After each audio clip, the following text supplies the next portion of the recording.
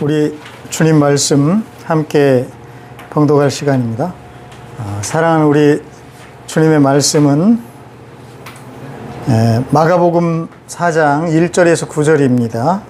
마가복음 4장 1절에서 9절 같이 읽도록 하겠습니다. 마가복음 4장 1절에서 9절입니다. 예수께서 다시 바닷가에서 가르치기 시작하셨다. 매우 큰 무리가 모여드니 예수께서는 배에 오르셔서 바다 쪽에 앉으셨다. 무리는 모두 바닷가 무태에 있었다.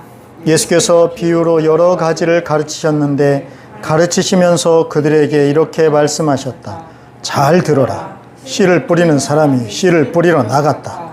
그가 씨를 뿌리는데 더러는 길가에 떨어지니 새들이 와서 그것을 쪼아 먹었다. 또 더러는 흙이 많지 않은 돌짝밭에 떨어지니 흙이 깊지 않으므로 싹은 곧 나왔지만 해가 뜨자 타버리고 뿌리가 없어서 말라버렸다. 또 더러는 가시덤불 속에 떨어지니 가시덤불이 자라 그 기운을 막아버려서 열매를 맺지 못하였다. 그런데 더러는 좋은 땅에 떨어져서 쌀기 나고 자라서 열매를 맺었다. 그리하여 30배, 60배, 100배가 되었다. 예수께서 덧붙여서 말씀하셨다. 들을 귀가 있는 사람은 들어라. 아멘. 네, 오늘 말씀은 누가 읽어도 아주 이해하기 쉬운 그런 이야기죠. 네, 그래서 장면이 그려질 것 같습니다. 네, 그렇지 않아도 제가 바로 오늘 말씀을 그린 그림 하나를 가지고 왔는데요. 고호가 그린 그림이죠. 네, 고호. 혹시 고시성을 가지신 분이 계신지는 모르겠지만 전혀 관계가 없죠. 그런데 어쨌든 이 고호가 또 이렇게 멋진 그림을 우리에게 남겼네요. 네, 가운데 쪽에 이렇게 길 같아요. 그죠? 네, 그리고 뒤쪽에 보니까 이렇게 새도 보이죠? 새도 보이고, 그리고 씨 뿌리는 사람이 아주 역동적으로 이렇게 발걸음 보폭이 상당히 넓습니다. 보니까. 그러니까 굉장히 열정적으로 이렇게 뿌리는 그런 느낌이 오죠. 예, 그리고 손도 이렇게 뒤쪽으로 이렇게 젖혔네요. 그러면 이건 이렇게 그 씨 주머니에서 씨를 꺼내서 확 뿌리고 나서 딱 그 정지 화면, 네, 그런 상황. 요걸 어떻게 잘 포착했네요. 네, 그런데 해가 지금 뜨는 걸까요? 지는 걸까요? 네, 저는 뜬다고 보여집니다. 대개 농부들은 그 해 뜨기 전부터 일을 하잖아요. 그죠? 그러니까 이 농부의 위치를 보니까 중간쯤 있는 걸 봐서 이미 해 뜨기 전부터 준비해서 지금 해가 이렇게 떠오를 때 상당한 정도의 지금 일을 하지 않았을까. 뭐 이렇게 보여지는데요. 그냥 제 상상입니다.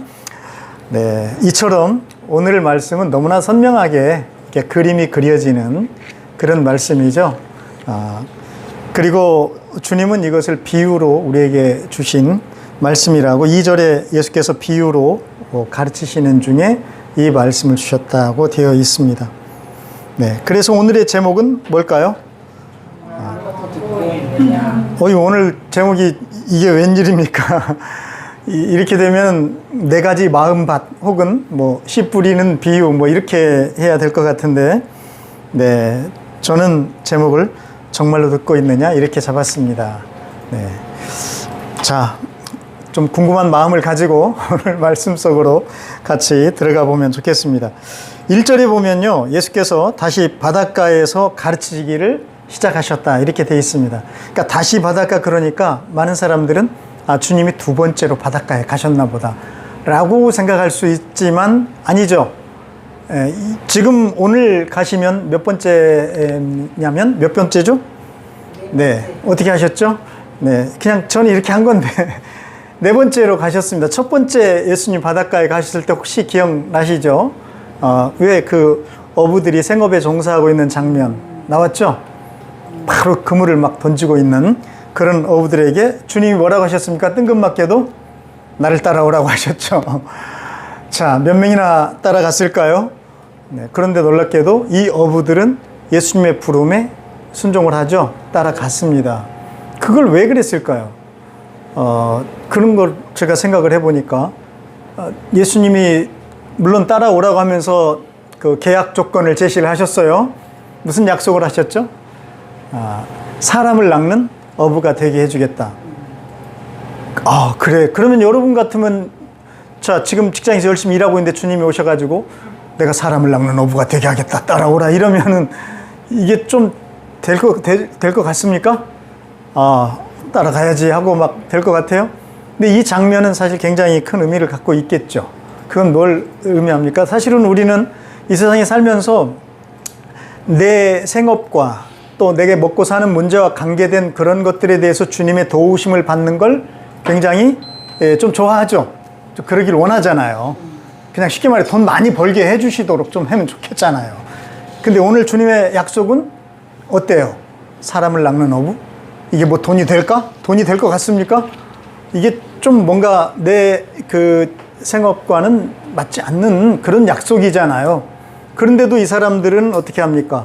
주님의 이 약속과 함께 자기들의 그 직장에서, 직업의 상황에서 일어나서 주님을 따르는 이 장면. 여기서 우리는 한번 이렇게 생각을 해보면 어떨까요? 지금 주님의 부르심은 내가 먹고 사는 문제를 가장 중요하게 여기는 이 세상에서 이 가치보다도 더 중요한 뭔가를 우리 주님으로부터 이 사람들은 느꼈다, 혹은 들었다, 혹은 받았다. 이거 분명히 지금 내가 여기서 일하는 이 직장 생활보다 뭔가 더 중요한 어떤 것이 이분에게 있다라고 이분들은 여긴 거 아닐까? 그렇죠. 이 걸음 자체가. 이게 이제 첫 번째 바다에서 된 일입니다. 그리고 두 번째 바다, 주님이 그 다음에 두 번째 바다에 가셨을 때는요. 자, 이때는 이제 제자들, 그러니까 사람을 몇 명 이렇게 부르시고 주님이 이렇게 하시는 장면이 아닙니다. 이미 큰 무리가 주님을 막 이제 따라서 모여드는, 그래서 이제 바닷가에서 주님이 가르치시는 걸로 이렇게 돼 있어요. 근데 아직까지는 배를 준비해라 이런 건 없어요. 그죠? 근데 오늘은 이제 배가 준비되어 있는데 큰 무리가 모였는데도 배를 준비할 정도는 아니셨는지. 근데 어쨌든 두 번째 바다에서 이렇게 가르치시고 나서 바로 무슨 일이 있었냐면 세관에 앉아 있는 누구? 이름이 잘 좀 어렵죠. 네. 세관에 앉아 있는 누굽니까? 네. 네, 제가 안 들은 걸로 하겠습니다. 혹시 누군지, 레위라는 그 이름이 어렵긴 해요. 그죠? 세관에 앉아있는 이 레위라는 사람을 주님이 부르시죠. 그죠? 그래서 세관에 앉아있다는 건 뭡니까? 거기가 세관이 무슨 복덕방도 아니고, 그러죠?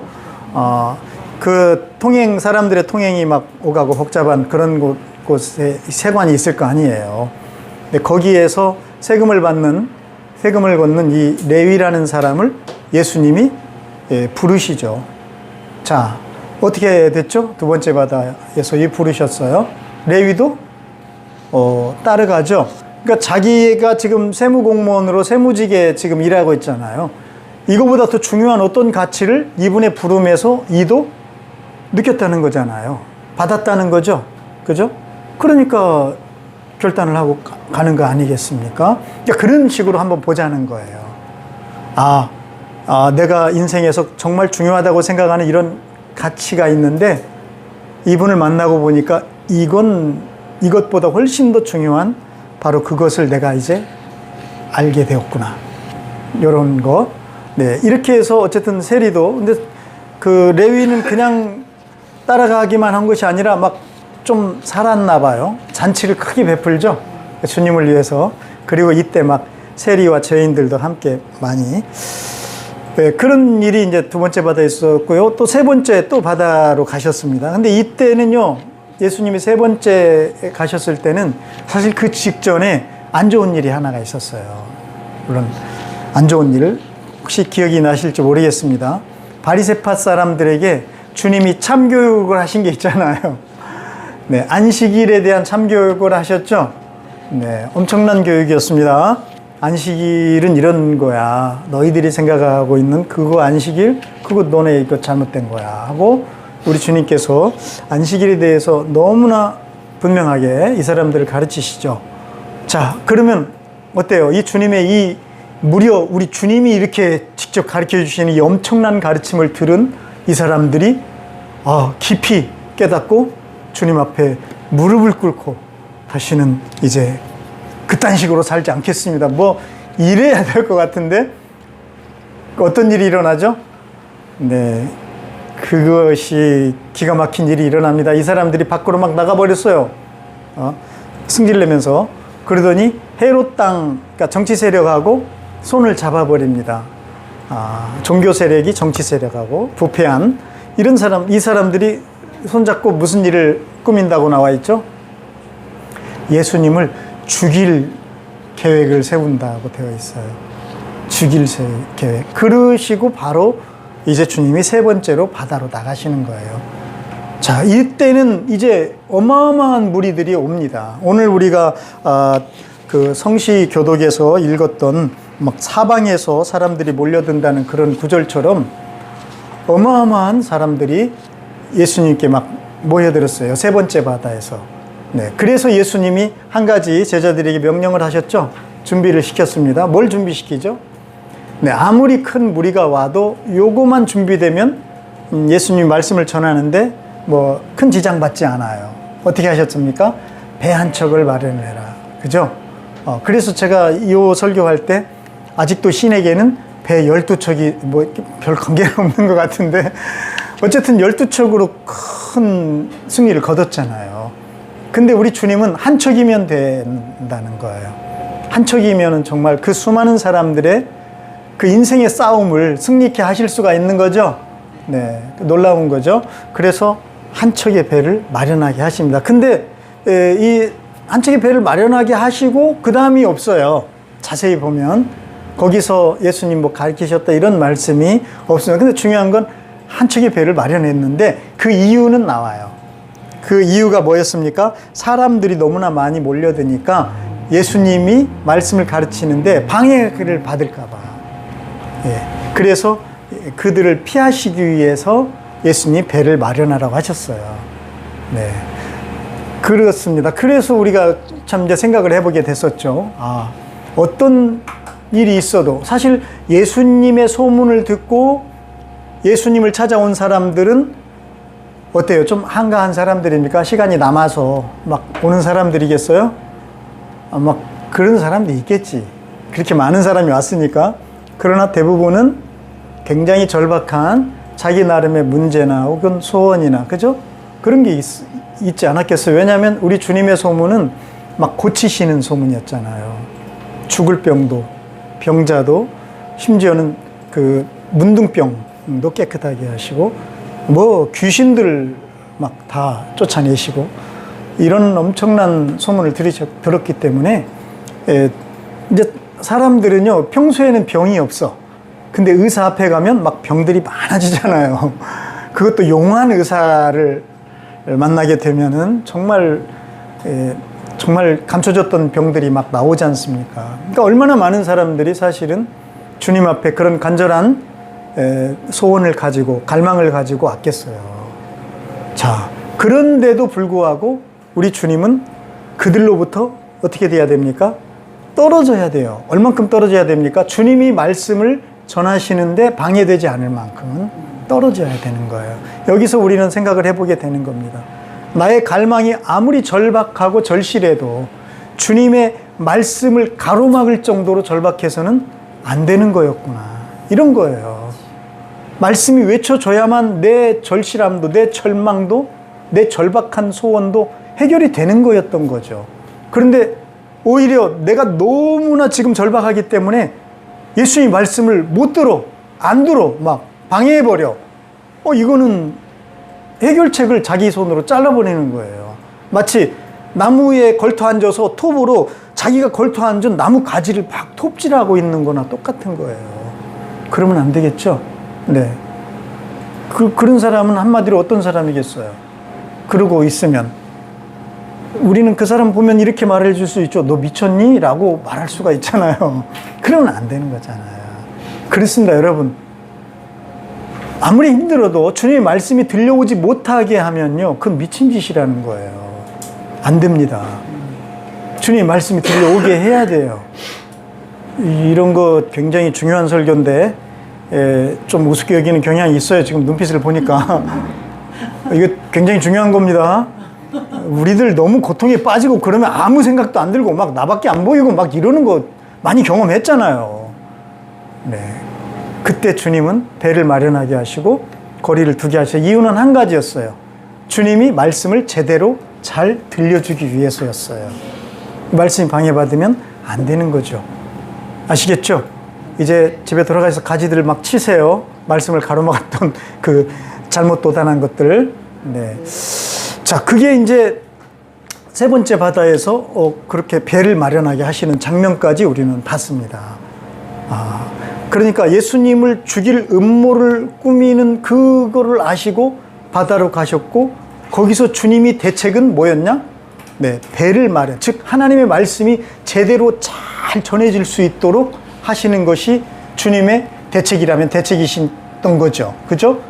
저 큰 무리들이, 나를 죽이려고 음모를 꾸미는 사람도 있지만 저 큰 무리들에게 예수님의 말씀이 제대로 잘 전해질 수 있도록 하는 것이 예수님을 죽이려고 하는 세력들에 대한 대비책이라면 또 대비책일 수 있겠네요.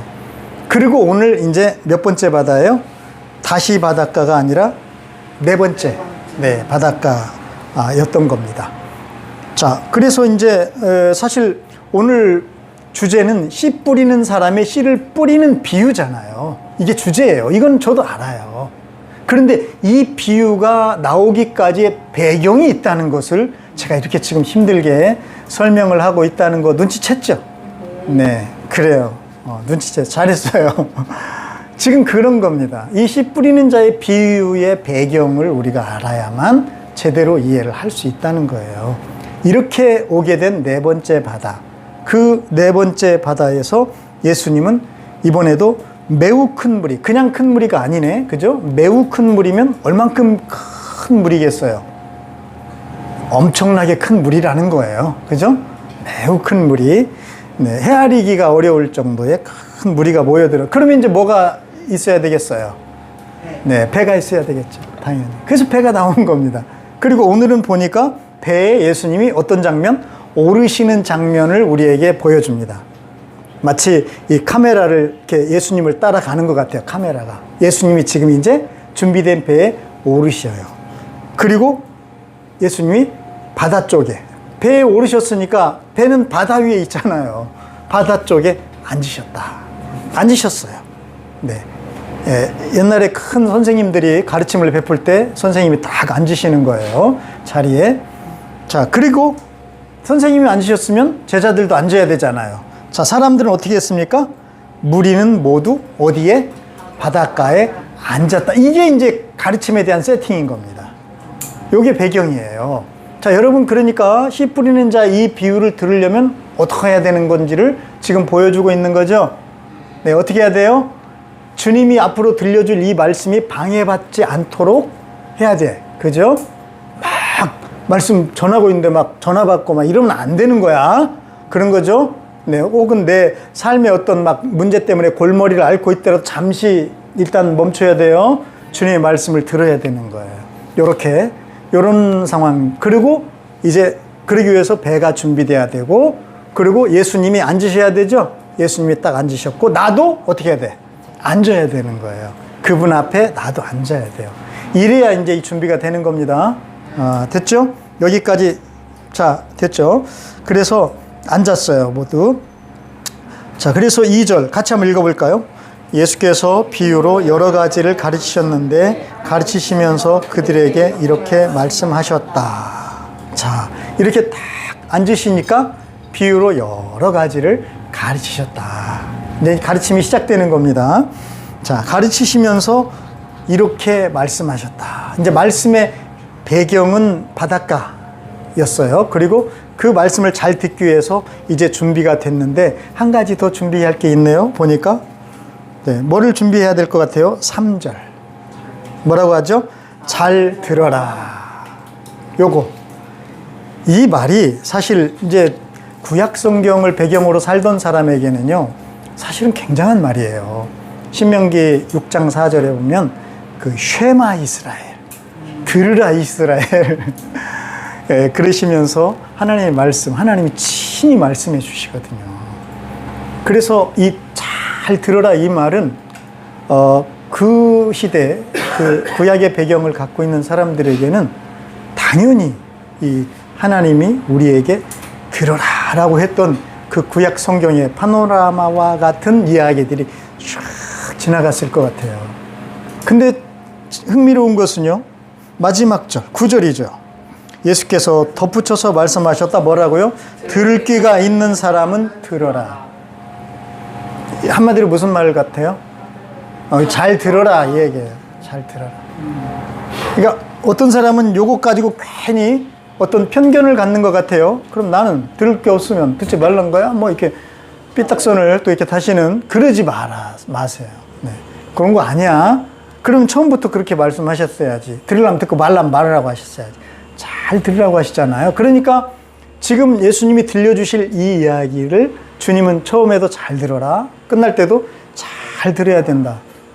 이렇게 딱 들어야 된다로 감싸고 있는 겁니다. 그러니까 왜 그러실까요? 아까 제가 구약 얘기를 했죠. 사실 구약은요. 구약은 처음부터 하나님이 우리에게 말씀을 들려주시는 이야기잖아요. 보이지 않는 하나님께서 들려주셔요. 근데 구약 전체의 내용을 한 단어로 표현하면 예수 그리스도가 오신다는 거잖아요. 한 단어는 아니네요. 예수 그리스도가 그 이야기를 하나님이 들려주시는 거잖아요. 그렇죠? 예수 그리스도가 오실 예수님에 대한 이야기를 구약 성경이 우리에게 주시는 거잖아요. 그럼 신약은 어떤 예수님이죠? 오신 예수님의 이야기죠. 그리고 예수님이 오셔서 예수님이 행동으로 그리고 말씀으로 우리에게 들려주시는 거죠. 그러니까 성경 말씀은 하나님의 말씀이잖아요. 말 그대로. 말씀이라는 건 말을 하시니까 말씀이고, 그리고 듣는 상대가 있으니까 말씀하시는 거 아니겠습니까? 그러니까 들어야 된다는 말은 그런 얘기였어요. 근데 안타깝게도 무슨 일이 일어납니까? 아담과 하와가 하나님 말씀을 잘 들었나요? 네. 잘 안 듣죠. 거역해버렸죠. 그런 일이 별로 알고 싶지 않은 눈치네요. 이건 알아야 돼요. 이걸 알아야만 우리가 잘 들을 수가 있습니다. 이사야 1장 2절입니다. 하늘아 들어라, 땅아 귀를 기울여라. 주님께서 말씀하신다. 내가 자식이라고 기르고 키웠는데 그들이 나를 거역하였다.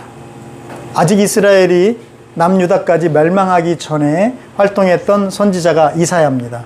그 이사야 선지자를 통해서 우리 하나님께서 우리에게 들려주고 싶은 이야기가 이거예요. 하늘아 들어라, 땅아 귀를 기울여라. 제발 좀 잘 들으라는 얘기죠. 그래서 구약은 잘 들으라는 주님의 음성입니다. 그뿐인가요? 이제 유다가 멸망할 때 그때 활동했던 선지자가 예레미야잖아요. 예레미야 예가는 눈물의 노래잖아요. 슬픈 노래. 안 슬프겠어요? 조국이 지금 멸망하는데 멸망과 함께 자기도 포로로 끌려가고 있는데 얼마나 슬펐겠어요.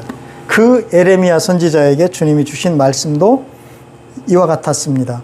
오직 내가 명한 것은 나에게 순종하라는 것. 그러면 내가 그들의 하나님이 되고 그들은 나의 백성이 될 것이라는 것. 내가 그들에게 명하는 그 길로만 걸어가면 그들이 잘 될 것이라고 한 것뿐이지 않았더냐? 라고 주님이 말씀하셨어요. 않았더냐? 그러니까 한마디로 나의 말을 잘 들으면 된다. 잘 들으면 복 받는다. 잘 들으면 너는 정말 행복하다라고 말하지 않았냐? 이거 하나다. 잘 들으라고. 그런데 어떻게 했죠? 그러나 그들은 내게 순종하지도 않았고 내 말에 귀를 기울이지도 않았다. 그러니까 잘 듣는다는 것은 다른 말로는 순종한다는 말인 거죠. 그죠? 오히려 자기들의 악한 마음에서 나오는 온갖 계획과 어리석은 고집대로 살았다. 자기 마음에서 나오는 그 악한 계획과 어리석은 고집대로 살았어요. 그러니까 하나님의 말씀 대신 내 말, 내가 주인이 되어서 산 거죠. 얼굴을 나에게서 나에게로 돌리지 않고 오히려 등을 나에게서 돌렸다. 너희 조상이 이집트 땅에서 나온 날부터 오늘까지 내가 나의 종 예언자들을 너희에게 보내고 또 보냈다. 주님 이런 표현을 하셨어요. 보내고 또. 이게 지금 언제 외쳐진 거냐면 유다가 이스라엘이 멸망하는 그때 외쳐진 메시지예요. 얼마나 기가 막힙니까? 그러나 나에게 순종하지도 않고 귀를 기울이지도 않았다. 오히려 너희는 조상보다 더 고집이 세고 악하였다. 예레미야 7장 23절에서 26절입니다. 그래서 구약은요, 사실 잘 듣지 않은 사람들의 이야기 같다는 생각이 들어요. 그렇잖아요. 하나님 말씀을 잘 듣지 않아서 생겼던 이제 창세기 3장 이후에 아담과 하와가 주님 말씀을 듣지 않았고 그 이후로 이 하나님 말씀을 듣지 않은 이 사람들의 이야기, 그들이 결국은 어떤 결과를 맞이하게 될 것인가를 구약 성경은 우리에게 생생하게 들려주고 있어요. 하나님이 들려주고 계신 거죠. 자, 이런 배경 속에서 살던 사람들에게 오늘 주님이 잘 들어라 라고 하시는 겁니다. 그런데 이 주님이 누구십니까? 보이지 않던 그 구약의 하나님이 눈에 보이는 하나님으로 우리에게 오신 바로 그분이잖아요. 그러니까 이 사실을 알고 이 성경 말씀을 보면 기가 막힌 거예요. 사실은 예수님이 그 많은 무리들을 가르치시기 위해서 바다에 배를 마련하게 하시고 이제 정말 중요한 이 첫 가르침을 이 말씀으로 잘 들으라고 하시면서 시작하고 계시는 이 장면, 구약의 하나님이, 그 슬픈 하나님이 떠오르지 않을 수가 없죠. 하나님을 거역하고 그렇게 죽어갔던 그 많은 백성들을 바라보셔야 했던 그 슬픈 하나님, 그 하나님이 이제 우리에게 다시 예수님의 입으로 말씀하시는 거죠. 예수님을 향해서 사방에서 몰려든 그 인류를 향해서, 그 백성들을 향해서, 그 사람들을 향해서 잘 들어라. 그러므로 여러분, 예수님의 말씀은 잘 들어야 됩니다. 저는 한때 어리석다라고까지는 하지 않겠지만 하나님의 음성 듣는 법, 여기에 굉장히 관심이 많았어요. 어떻게 하면 하나님의 음성을 잘 들을까? 이건 나쁜 것 아니잖아요. 그렇죠? 그런데 하나님의 음성을 잘 들을까는 나쁘지 않은데 문제는 내 신상에 관해서 또는 내가 중요한 어떤 결정을 해야 될 때 하나님은 나에게 뭐라고 하실까? 이런 거에 사실 우리는 굉장히 예민하고 그런 거에 관심이 많은 것 같아요. 하나님의 음성을 듣고 싶어요. 그게 정말 하나님이 들려주고 싶은 음성이 아니라 내가 듣고 싶은 음성. 네, 그래서 어떤 결정을 내려야 돼. 근데 정말 손해보지 않고 나에게 큰 이익이 될 수 있는 그런 결정을 내릴 때 하나님이 나에게 어떤 음성을 들려주실까? 이런 관심. 네. 그것도 나쁜 건 아니에요. 그냥 하나님이 우리 아버지시니까 하나님의 뜻을 내가 구하고자 하는 순수한 마음도 있을 수가 있겠죠. 그러나 하나님의 음성을 들어야 되는데 못 듣고 있어. 막 그러면서 괴로워하고 막 그렇게 보냈던 그런 시절이 있었습니다. 근데 세월이 흐르고 인생의 정말 그 세파 속에서 많은 그 넘어짐과 꺾어짐을 겪고 나서 이제 보니까 하나님은 정말 중요한 음성을 이미 들려주고 계셨고 들려주셨었더라고요. 구약에서 어떤 음성을 주셨다고 그랬죠? 오실 예수님에 대한 말씀을 주셨고, 신약에서는 이미 오신 예수님이 행동으로 그리고 직접 그분의 입술을 통해서 지금도 말씀해 주시잖아요. 여러분, 우리 인생에서 우리가 정말 들어야 될 가장 중요한 하나님의 음성은 뭘까요? 예수 그리스도 아닙니까? 그러니까 우리는 사실 정말 들어야 될 음성은 제쳐두고 자질구레한 오늘 이 결정에서 어떻게 결정해야 됩니까? 막 이런 거는 굉장히 크게 생각하는 것 같아요. 사실 정말 중요한 예수님에 관한 예수님이 들려주시는 이 말씀을 우리가 제대로만 듣고 받아들인다면 우리가 듣고자 하는 그런 하나님의 뜻은 거의 다는 해결이 될 것 같아요. 네, 거의 해결이 됩니다. 중요한 이 음성을 우리는 놓치고 안 듣고 또는 여기에 귀 기울이지 않기 때문에 마음이 산란하고 결정이 괜히 막 혼란스럽고 이러는 거예요. 자, 그래서 좀 더 나아가 보겠습니다. 여러분, 정말 우리는 하나님의 음성을 잘 들어야 됩니다. 정말 예수님의 음성을 우리는 잘 들어야 됩니다. 근데 내가 듣고 싶은 내 문제에 관한 음성 이전에 예수님이 오늘 우리에게 들려주시는 그 말씀을 우리는 잘 들어야 됩니다. 잘 들어야 된다는 말 이해가 되죠? 구약은 잘 안 들어서 끝난 거라니까요.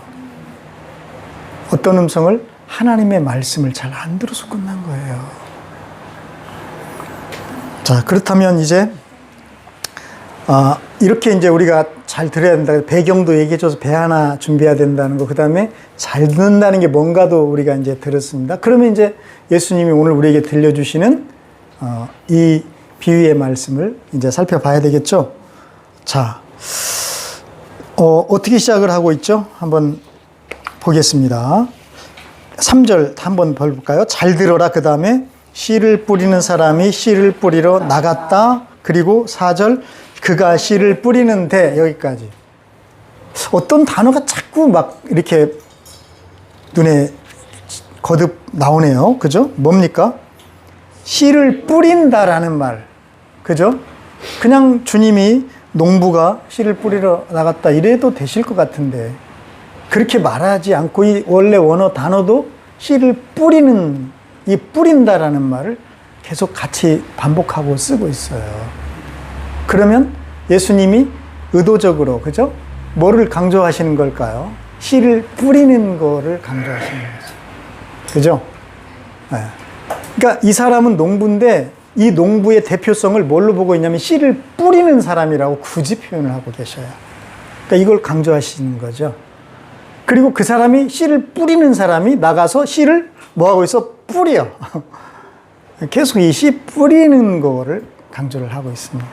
그러니까 이 비유의 핵심 강조점은 여기에 있다는 걸 우리가 알아야 돼요. 안 그러면은 그 예수님의 말씀을 그 주님의 의도와 전혀 다르게 해석할 확률이 58,000%라고 누가 그러던데, 네, 그렇게 될 겁니다. 네, 그래서 예수님이 요걸 지금 강조하시는구나. 씨를 뿌린다. 그러니까 마음의 밭이 네 가지다 뭐 이런 거 지금 생각하면 안 되는 거예요. 그것보다도 지금 계속 씨를 뿌리는다는 것을 강조하시죠. 그러니까 이게 잘 듣는 겁니다. 이런 거는 빼놓고 사람은 마음의 밭이 이렇게 네 가지가 있구나. 나는 지금 어디에 해당하나. 나는 돌밭인가? 길가인가? 막 가시덤불, 이거 재리의 유혹에 내가 늘 매어 살지. 이렇게 가면은 안 되는 거예요. 아시겠죠? 자, 뭐가 강조되고 있다? 씨를 뿌린다. 그죠? 그래, 잘 들어라. 씨를 뿌리는 사람이 뿌리러 갔다. 그러니까 요거 잘 들으라는 거죠. 그래서 뿌렸어요.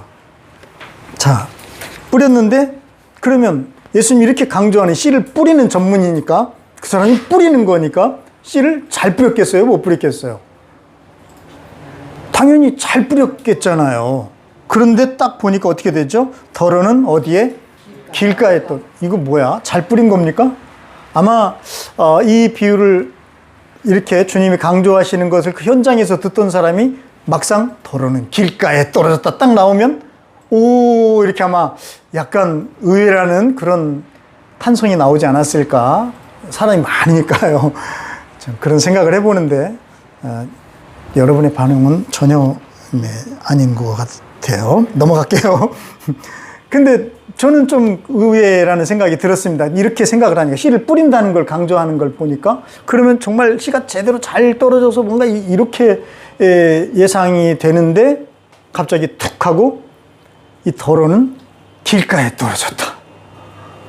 길가. 그러면서 주님이 곧바로 그 길가에 떨어진 씨앗의 결말이 어떻게 된다까지 얘기하죠. 새들이 와서 쪼아먹어. 아니, 사실 길가는 새보다는 누가 더 빨리 반응을 올 수 있습니까? 사람의 그 발이 밟아버릴 가능성이 또 없잖아요. 근데 그 얘기보다는 예수님은 새가 쪼아버린다. 이렇게 아주 그 강한 인상을 주시는 것 같아요.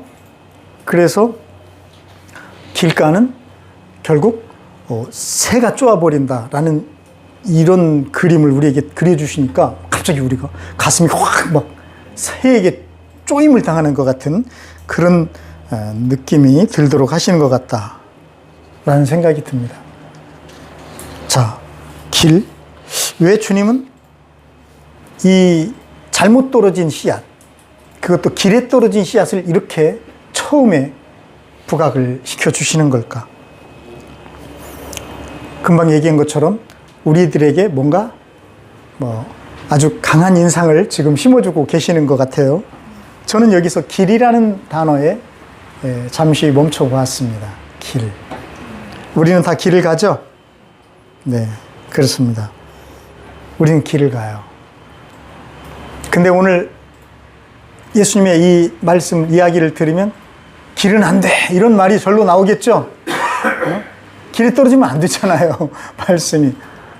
그래서 길은 안 돼. 이런 생각이 들게끔 이렇게 말씀을 해 놓으셨어요. 그러면서 우리가 생각해 보는 겁니다. 길? 나는 길을 가고 있는데 나는 제대로 된 길을 가고 있나? 아니, 세상에서 길이라고 믿었는데 정말 이게 길인가? 길다운 길은 있는 것인가? 이런 생각 저만 하는 거죠? 네, 괜히. 그러나 조금 인생을 진지하게 살아본 사람들은 자기도 모르게 그런 생각이 들 수밖에 없죠. 왜냐하면 막혀본 경험들이 다 있어. 길이라고 여기며 왔는데, 그죠?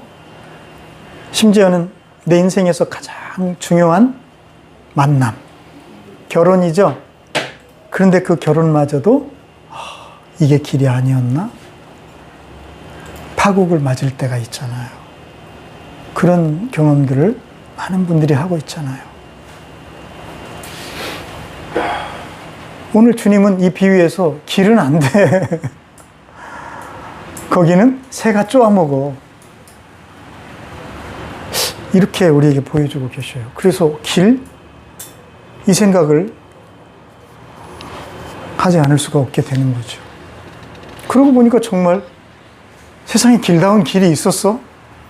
내가 이렇게 헤매는 것은 어쩌면 길이 없기 때문인 건 아니야?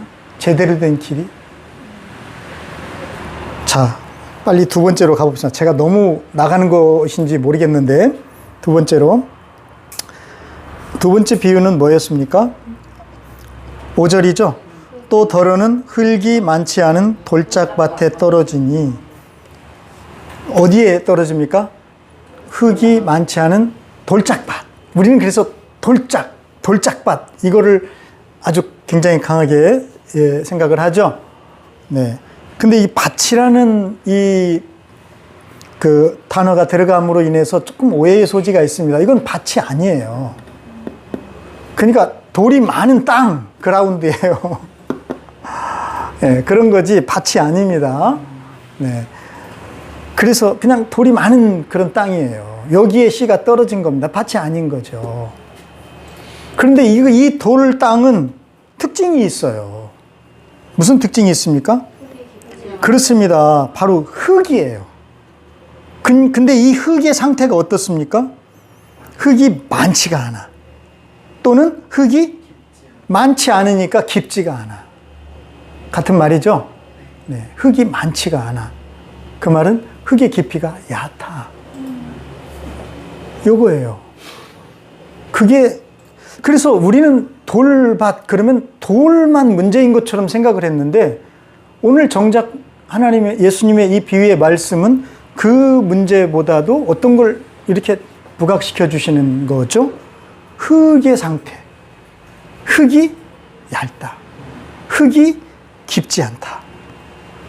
요거를 얘기를 하셔요. 그 왜 그럴까요? 왜? 그 뒤에 구절 읽어보니까 6절 해가 뜨자 타버리고 말라버렸다.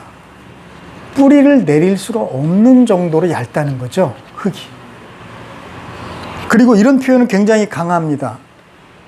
아까 막 새가 와서 쪼아먹는다 막 이것도 굉장히 생생한 거예요. 사실은요. 그죠?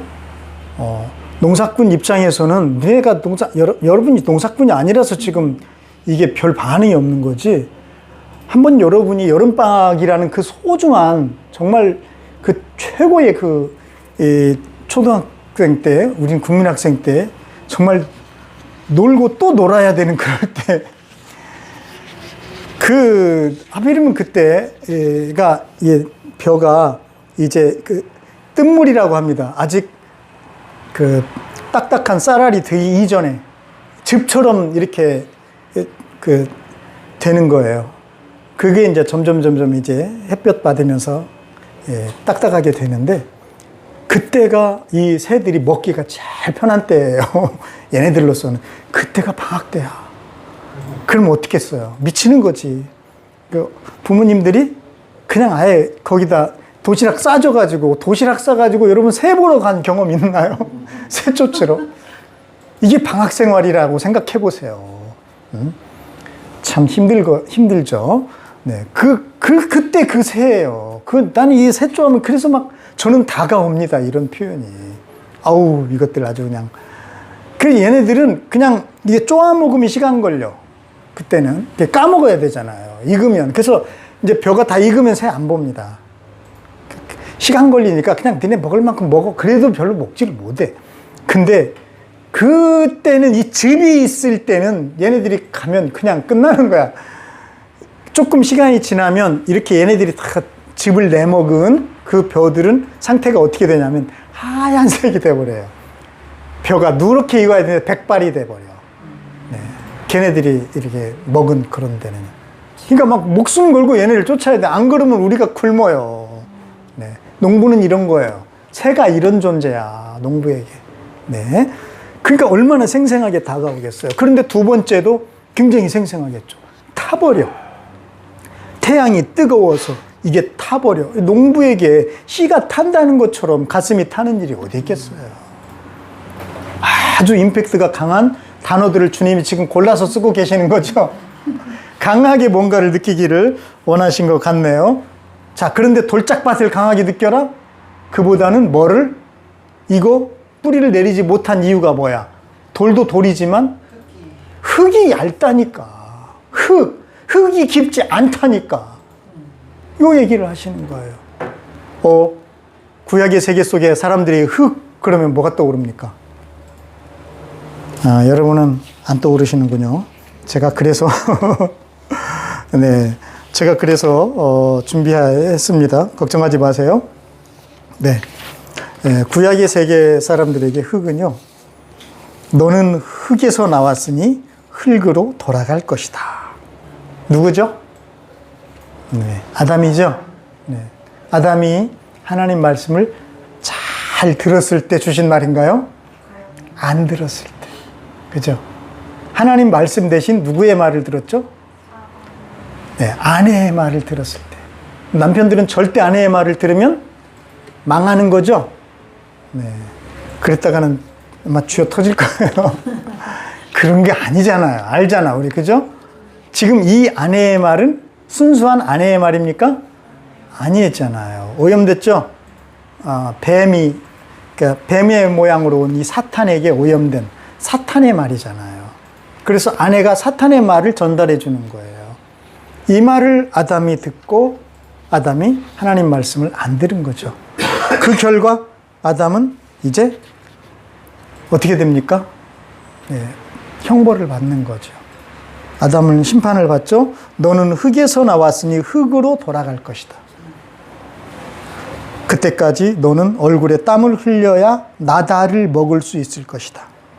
너는 흙이니 흙으로 돌아갈 것이다. 흙이라는 말을 계속 주님이 4번이나 이 짧은 문장에서 반복해서 들려주셨어요. 강하게 박히겠죠? 그런데 보니까 오늘도 네, 인간의 몸으로 오신 우리 하나님이 지금 뭘 얘기하고 계셔요? 흙이 얇다. 흙이 깊지 않다. 그래서 결국 이 흙은 생명을 간직할 수가 있어요, 없어요? 없어요. 이게 인류의 운명이었죠? 생명을 간직할 수 없는 인류. 영원히 죽을 수밖에 없는 인류. 이게 말을 안 들은 인류의 모습이잖아요. 그래서 예수님이 잘 들으라고 하시는 거예요. 자, 그러면 이게 이제 두 번째까지 이렇게 오고 보니까 여러분, 눈치 빠른 사람들은 어떤 생각이 들어요? 이거 장난이 아니네. 그죠? 그러면 주님이 지금 씨 뿌리는 자를 굉장히 씨 뿌린다는 걸 강조했잖아요. 근데 그 씨가 떨어지는 곳이 하필이면 길가? 길? 세상에 길이 있어? 그랬는데, 두 번째 딱 떨어졌는데 이게 어디야? 돌짝밭인데 그냥 돌짝이야. 흙이 깊지 않은 이거야. 그럼 이거 뭐야 지금? 혹시 주님이 이 씨를 통해서 세상의 그 상태, 세상의 저주받은 세상의 상황을 지금 보여주시는 건가? 이런 생각이 들지 않을 수 없도록 그렇게 보여지는데, 그럼 한번 가봅시다. 더. 어디입니까? 6절. 아니, 7절 시작. 또 더러는 가시덤불 속에 떨어지니 가시덤불이 자라 그 기운을 막아버려 열매를 맺지 못하다. 가시덤불이라고요? 아니, 가시덤불이라고요? 창세기 3장 18절. 땅은 너에게 가시덤불과 엉겅퀴를 낼 것이다. 너는 들에서 자라는 푸성귀를 먹을 것이다. 헐이 아닌가요? 아멘이라고 해야 되는데 제가 잘못 나왔네요. 죄송하네요. 놀라운 일이죠. 네. 어때요, 여러분? 지금 이 씨는 뭐를 보여주고 있는 거죠? 저주받은 그 세상의 상황, 저주받은 인생의 모습, 이거 그대로 보여주시는 거 아닌가요? 길 없는 길을 가고 있고, 그죠? 흙이 깊지 않아서 생명을 지킬 수가 없고 간직할 수가 없어요. 다 죽어야만 되는 존재들이잖아요. 거기다가 가시덤불. 이 가시덤불의 특징은 뭡니까? 기운을 막아버려. 기운을 막아버려요, 이 가시덤불이. 그래서 뭐가 없게 만들어? 열매가 없게 만들어. 이게 문제예요. 여기 이 문장을 잘 보면 이렇습니다. 가시덤불이 자라 그 기운을 막아버려. 자, 분명히 씨가 땅에 떨어져서 자라고 있겠죠? 근데 그 이야기는 안 하셔요. 자라고 있는데, 그러니까 이 말씀 자체를 통해서 가시덤불이 얼마나 무성하게 자라고 있는 씨를, 싹을 덮어버렸는가를 느낄 수 있을 정도로. 그러니까 이런 화법은 굉장히 강렬한 그런 화법이 되겠죠? 놀라운 표현이에요. 네. 참, 이런 걸 발견하는 그런, 눈이, 네, 넘어가겠습니다. 자, 근데 저는 이 장면을 보면서 환삼덩굴을 생각해 봤어요. 여러분 지금 가을에 길에, 들에 가보면 이파리가 이렇게 굉장히 큰 그런 덩굴이 막 묵어져 있을 거예요. 얘네들은 귀화식물입니다. 너무나 생명력이 강해요. 그리고 이거 줄기 한번 이렇게 뭐 잡을 수가 없을 정도로 가시가 막 달려 있어요. 얘네들이 한번 타고 들었다 그러면 어린 나무들은 맥을 못 춥니다. 그래서 막 그냥 덮쳐요. 제가 여기 우리 뒷산에서도 얘네들 막 그 줄기를 내가 많이 잘라줬는데, 그래서 그나마 얘네들이 이렇게 유지하고 있는 거예요. 환삼덩굴의 이 생명력은 무섭습니다. 기운을 막아버려요. 이걸 연상하게 합니다. 자, 그래서 문제는 뭐다? 열매가 없다. 열매가 없으면 뭐야? 허당이죠. 그죠? 껍질뿐인 인생. 그런 거죠. 채워도 채워지지 않는 비고피인 그런 저주받은 인류의 모습 보이지 않나요? 이게 가시덤불이에요. 아니, 어떻게 주님이 이렇게 씨가 떨어지는 곳마다 저주받은 이 인류와 이 세상의 모습들을 우리 주님이 이렇게 보여주시고 또 드러내 주시는가라고 생각이 들 정도로 막 현기증이 들 정도로 주님의 이 말씀은 너무나 정밀하고 정확해요. 저는 굉장히 놀랍습니다. 자, 그러니까 여러분 쓸데없이 인간에게는 뭐 4가지 마음 막 이런 거 지금 생각할 겨를이 없어요. 사실은 성경을 전체로 이렇게 볼 때. 자, 그래서 그러면 이제 4번째입니다. 가볼까요? 4번째 8절이죠. 그런데 더러는 좋은 땅에 떨어져 싹이 나고 자라서 열매를 맺었다. 그리하여 30배, 60배. 그러면 우리들은 얼른 좋은 땅은 뭘까? 어떻게 하면 좋은 땅이 될까? 막 이런 것도 생각하지 말라고 그랬죠. 그런 거 아니라고 그랬죠. 네. 이건 뭘 얘기하는 겁니까? 이렇게 저주받은 세상에 뭐가 있다? 예? 좋은 땅이 있다? 희망이 있다. 그거죠. 네. 절망으로 끝나지 않는다는 거죠. 희망이 없잖아요, 세상은요. 그쵸? 그런데 우리 주님이 오셔서 무슨 얘기를 하십니까? 좋은 땅 얘기를 하시잖아요. 희망을 얘기하시잖아요. 좋은 땅이 되려면 어떻게 해라라고 하지 않아요, 주님이. 그냥 좋은 땅에 떨어졌다고 하시잖아요. 자, 그래서 여러분 절망하기에는 이릅니다. 세상은 저주 가운데 있어서 정말 길이 없고 또 뭐였죠? 흙이 깊지 않아 생명을 간직할 수가 없고 그리고 열매가 없어 껍질뿐인 인생 채워도 채워지지 않는 그런 삶이야. 그렇지만 희망은 있다. 좋은 땅에 씨가 떨어진다. 그리고 30배, 60배, 100배의 결실을 한다는 것입니다. 여러분, 좋은 땅.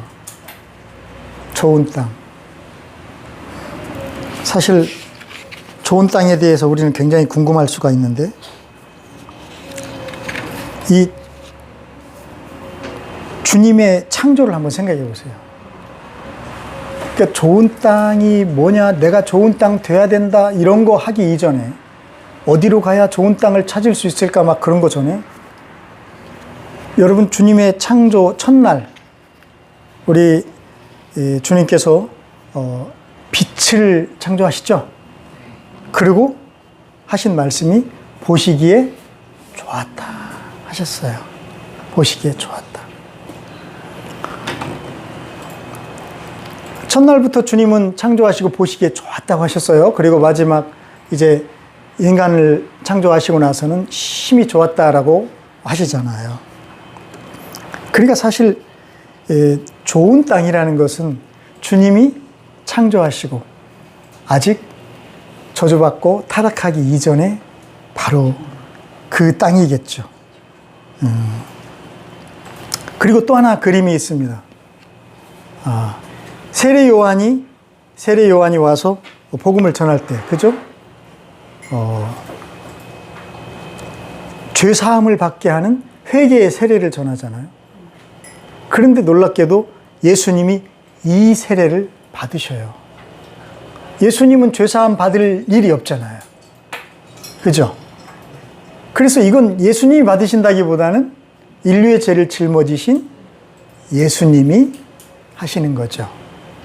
근데 그 죄사함을 받는 세례를 받으시고 올라왔을 때 하늘로부터 성령이 내려오시고 음성이 들리는데 그때 그 음성이 뭐였습니까?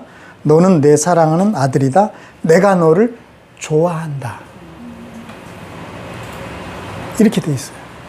물론 이건 내가 너를 기뻐한다 라는 뜻이 더 정확합니다. 그런데 좋아하지 않고 기뻐할 수 있나요? 그러니까 보시기에 좋으신 거죠. 죄 문제가 해결된 인간은 하나님 보시기에 좋은 땅인 거죠. 왜 그럴까요? 고린도후서 5장 17절에 보니까 누구든지 그리스도 안에 있으면 그는 새로운 피조물이기 때문입니다. 옛것은 지나갔습니다. 보십시오. 새 것이 되었습니다. 주님은 주님이 창조하신 것들을 보시기에 좋다고 하시잖아요. 그리고 우리는 이제 예수님에 의해서 새롭게 창조가 됐습니다. 주님 보시기에 어떠시다고요? 우리가 좋으실 수밖에 없죠. 이게 좋은 땅이에요. 예수님으로 인해서, 그래서 아까 제가 그랬잖아요.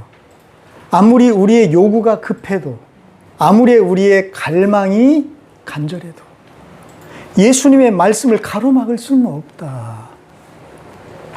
왜냐하면 예수님이 이 말씀 들려주시려고 오셨으니까, 좋은 땅이 있다는 것을, 좋은 땅이라는 것을 말씀해 주시고 싶으셔서 너희를 좋은 땅 되게 하시려고 오신 그분이시니까요.